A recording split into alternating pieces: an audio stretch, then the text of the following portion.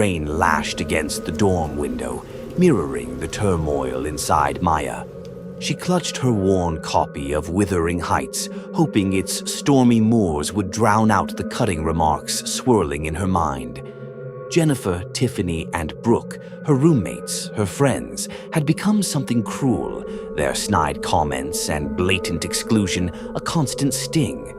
It all stemmed from Maya's refusal to join their sorority and embrace the designer labels they worshipped. The rain intensified as Maya walked back to her dorm. The old building, with its drafty windows and creaky floors, felt colder than usual.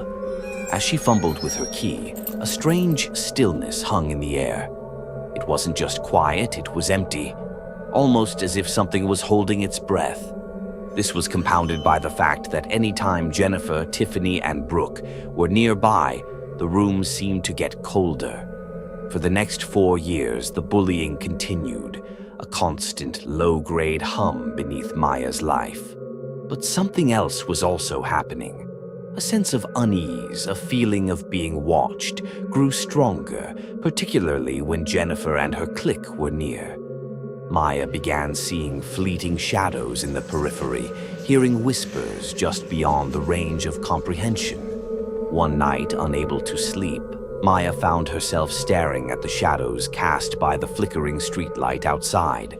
They seemed to writhe and coalesce, taking on a vaguely humanoid form, impossibly thin, with elongated limbs and a head that was simply wrong. No features, just smooth, pale skin stretched over bone. It seemed to inhale the negativity emanating from Jennifer's perfectly posed selfies on the bulletin board. Terrified, Maya began researching the history of the dorm. She unearthed whispers of a hollow creature said to feed on vanity and insecurity, drawn to places where those emotions festered. It couldn't directly harm anyone, but it could subtly influence their choices, steering them toward lives that amplified their emptiness.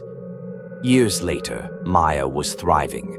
A successful writer of gothic horror, she channeled her experiences into chilling tales.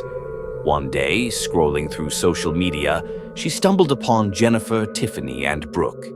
They were all dating wealthy men, living lavish lifestyles, but something seemed off. Their smiles felt strained, their eyes distant. Their relationships seemed transactional.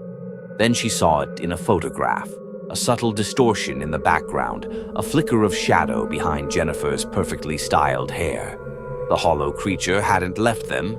It had attached itself, feeding on their continued pursuit of superficiality. One afternoon, sketching in a local coffee shop, Maya met Alan, a book editor. He loved her dark tales and her empathetic heart. As Alan walked her home, his hand warm in hers, Maya looked back at the old dorm. She knew the hollow creature wouldn't dare approach her. Her life was filled with authenticity and love, anathema to its hunger. But she also knew it was still out there, lurking in the shadows, waiting for its next meal of vanity and despair. And Maya, armed with her pen, vowed to expose it in her stories, warning others of the hollow's embrace. Please like and subscribe.